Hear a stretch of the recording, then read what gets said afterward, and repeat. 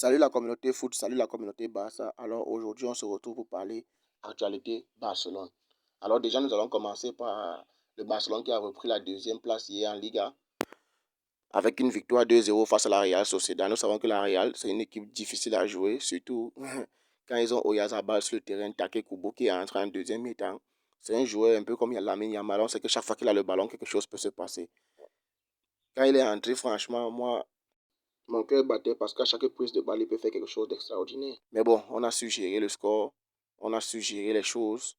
Tout s'est bien passé en fait. Parce que à la fin de la journée, on gagne 2-0 et on reprend la deuxième place à 2 points de Girona. Girona qui a perdu face à Alaves. C'est surprenant. C'est surprenant. Girona qui perd face à Alaves alors que nous, on a du mal face à Girona qui nous tape 4-2 à chaque fois. Mais bon, si on a pu gagner, c'est grâce d'abord à Lamine Yamal qui a été étincelant en premier mi-temps, ainsi que Gundogan qui était plus dans la projection, et puis Rafinha qui a fait du Rafinha, toujours dans les efforts, les replis défensifs, les appels en profondeur, les tentatives à distance et tout. Il a fait une très bonne frappe à distance enroulée là, que le gardien est parti vraiment la chercher. C'est vrai qu'il y a aussi beaucoup de déchets dans son jeu. Il y a une balle où il est lancé en profondeur. Je ne sais pas trop ce qu'il essaie de faire. Il essaie de protéger la balle. Finalement, il ne tire même pas. Lamine Yamal, c'est pareil. En deuxième mi-temps, beaucoup de gâchis, beaucoup de déchets. Le dribble de trop. L'individualité de trop. L'égoïsme de trop. Il peut faire la passe, il essaie de dribbler. Il peut frapper, il essaie de dribbler. Il peut faire la passe, il essaie de frapper. Beaucoup de mauvais choix en deuxième mi-temps. Et derrière, la Real qui pouvait bien égaliser, voire même gagner la rencontre. On a juste eu la chance que, bon, déjà, on a eu un Ter Stegen au rendez-vous. Et aussi Koubassi, toujours dur dans l'homme, même comme il a eu des moments de difficulté aussi, parce que vraiment, il a été exposé plusieurs fois. Plusieurs fois dans la rencontre, il a été exposé. Parce que déjà, l'animation, c'était une sorte de 4-2-3-1.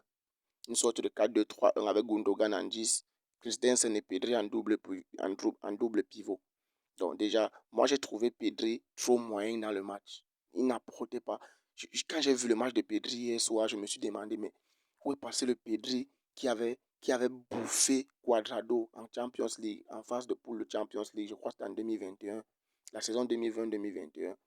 Il avait bouffé Cuadrado sur le match aller. Pedri qui pouvait jouer ailier. Son premier match à Barcelone en pré-saison, je me rappelle bien, sous Ronald Koeman, il a joué ailier droit. Il était performant. En Ligue des Champions, il jouait ailier gauche, il jouait en 10. Donc, l'animation offensive, ou bien l'animation que Ronald Koeman mettait en place, je me suis demandé où est passé le Pedri de l'ère Koeman. Parce que sous Koeman, il était plus un joueur qui apportait offensivement. Sous Xavi, surtout ces derniers temps, il est plus en double pivot, il est plus un milieu en retrait, il est plus un milieu reculé. Et ça fait qu'on perd le potentiel de Pedri. Dans cette position, il n'arrive pas à exprimer son plein potentiel, je suis désolé. Parce que j'ai vu Pedri hier, c'était un milieu de terrain basique. Il jouait, je ne sais pas, son niveau de football avait un niveau d'un milieu de terrain comme Sergi Roberto. Contrôle, passe derrière, contrôle, passe transverse, passe latérale, contrôle, très peu de risques. Très peu de risques, très peu d'appels dans la profondeur, très peu de projections. Vraiment, Pedri était un milieu basique hier. Il est sorti cramé. Il était cramé. J'ai vu Pedri, je me suis dit, mais non, cet enfant déjà, il a besoin de repos. Il a besoin d'être mis dans les meilleures dispositions parce que vraiment, dans ce rôle de double pivot reculé, ce n'est pas là où on peut tirer le plein potentiel de Pedri. C'est le même cas avec De Jong. On se plaint que De Jong n'a pas de saison référence. De Jong n'a pas de match référence avec Barcelone. Tout simplement parce qu'il n'a pas l'assurance de jouer avec un top numéro 6 en double pivot. Si vous mettez un top numéro 6 parce qu'il a joué avec Busquets en double pivot, Busquets était vieillissant. Parfois, c'est lui qui jouait le seul pivot en tant que numéro 6. Avec Christensen, ça va un peu mieux, mais Christensen n'est pas un milieu de terrain défensif. Christensen est un défenseur central. Donc, si De Jong a la pleine confiance de son milieu défensif qui est top classe mondiale, à qui peut faire confiance, De Jong c'est un milieu de terrain box-to-box qui peut se projeter, apporter dans la surface adverse, apporter dans sa propre surface, distiller les ballons et tout. Très bonne qualité de passe, très bonne lecture de jeu, très bonne couverture de jeu. Donc, je sais pas trop. Il faut que vraiment Xavi essaie de travailler. Mais en même temps, il fait avec les moyens de bord, avec l'effectif qu'il a, avec les joueurs qu'il a, avec les talents qu'il a. On peut pas lui demander la lune alors qu'il n'a pas l'échafaudage ou bien il n'a pas l'escalier pour arriver à la lune. Donc, c'est un peu ça. Déjà, le match était là, on pouvait se faire remonter. Il y a eu beaucoup de déchets, beaucoup de passes approximatives, beaucoup. Bref, on pouvait se faire remonter. De l'autre côté, les joueurs qui ne tuaient pas, on a eu plusieurs situations, une, deux, voire trois ou quatre même, pour tuer le match à 2-0 depuis très longtemps, là, dans les 70e minutes. On n'a pas pu. Derrière, si la Real Sociedad avait l'entrée de Kubo, si la Real Sociedad arrivait à égaliser, voire nous remonter au score de 1-2, 1 ou 1-3-1, ça n'allait pas être catastrophique vu les occasions qu'on a gâchées. Et après, la presse allait tomber sur Xavi. Et pourtant, nos joueurs sur le terrain n'ont pas fait le job. N'ont pas fait le job. Déjà, la composition était classique avec tous les meilleurs joueurs qu'on a.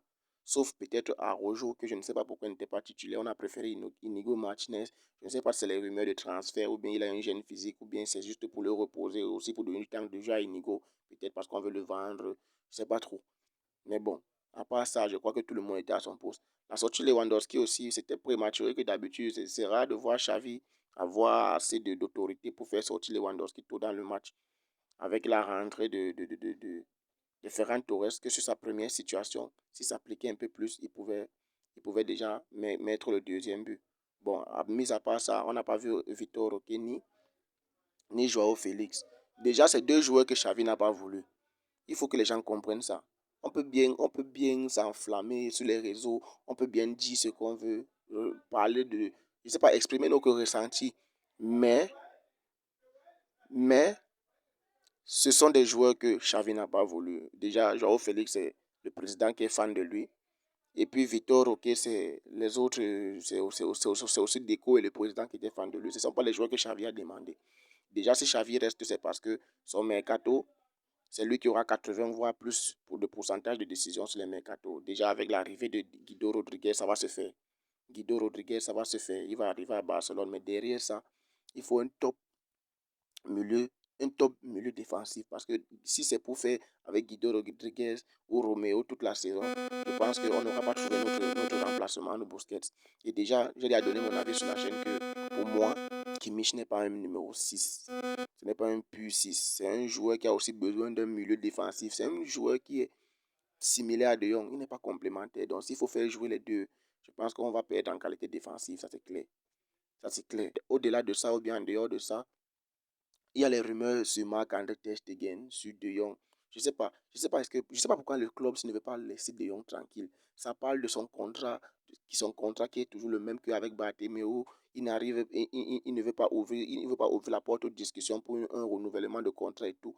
Mais c'est d'abord parce que vous n'arrivez pas à le laisser tranquille.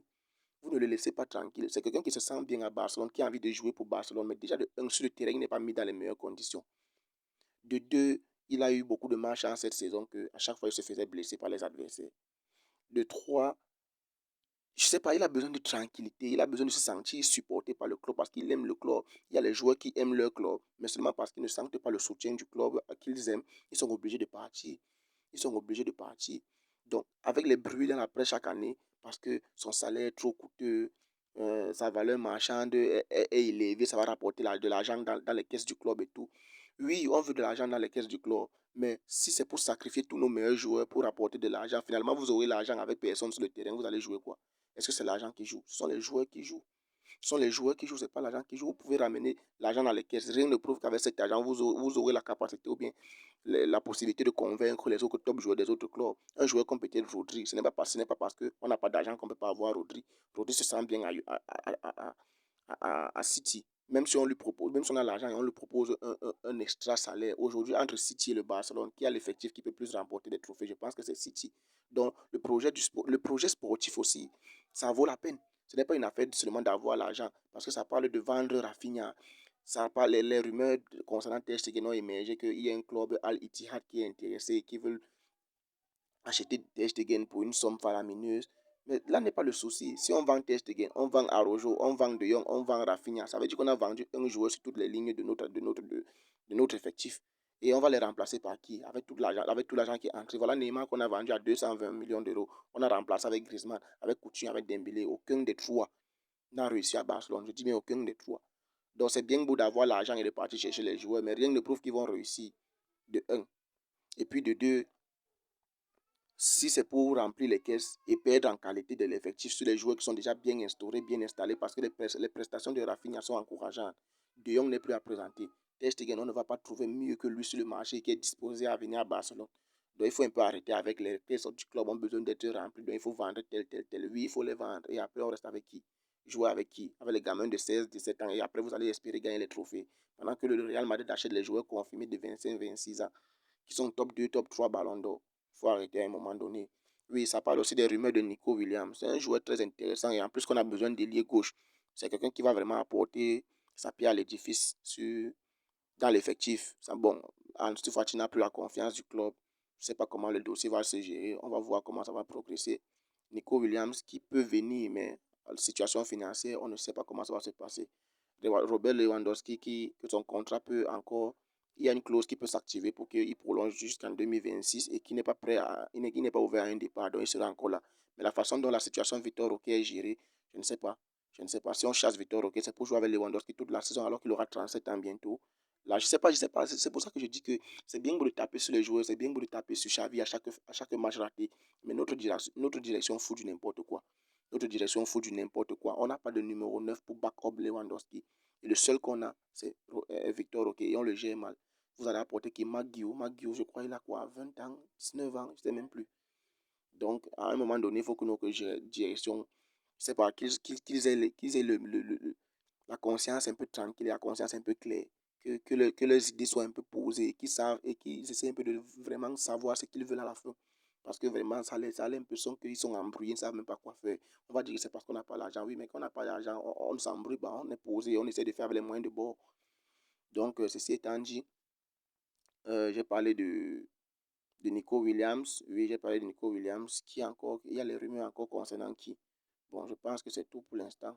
Je ne sais pas comment ils vont gérer les cas des Jao. Nico Williams, l'argent, je ne sais pas si on aura Bernardo Silva. Bon, les rumeurs se sont un peu tassées parce que ce n'est pas une priorité. On parlait de numéro 6 et puis je crois de latéral aussi et un ailier gauche. Bon, on va voir comment la situation va s'augmenter ou bien ça va s'arranger avec le temps. Bref, ce sont les rumeurs. Moi, je n'entre pas trop dans les détails. Moi, j'ai envie de parler quand c'est acté. Un peu comme pour Guido Rodriguez. On sait que bon, ce n'est qu'une question de temps. Il va arriver à Barcelone. Bon, pour les autres, on va voir comment ça va évoluer. Mais bon, les rumeurs, c'est un peu ça. Les rumeurs, c'est un peu ça. Donc, ceci étant dit, on a repris la deuxième place. Espérons qu'on termine. Je crois qu'il reste 2 ou 3 journées. Il reste 2 journées. Oui, je crois qu'il reste 2 journées. Si je ne me trompe pas, il reste 2 journées. J'espère que les 2 derniers matchs, on va les remporter pour se qualifier pour la Super Coupe d'Espagne. Et aussi pour l'histoire de fair play financier aussi, ça va beaucoup nous aider. Ça va activer certaines clauses qui vont nous permettre de pouvoir enregistrer certains joueurs et peut-être augmenter notre masse salariale par rapport à la Liga et Tebas et tout ça. Donc, merci d'avoir suivi la vidéo jusqu'ici. On se tient au courant et on se capte à très vite pour de nouvelles vidéos, que ce soit actualité Barça, que ce soit actualité Mercato, que ce soit débrief. Alors les gars, merci d'avoir suivi la vidéo jusqu'ici. Likez, partagez, commentez.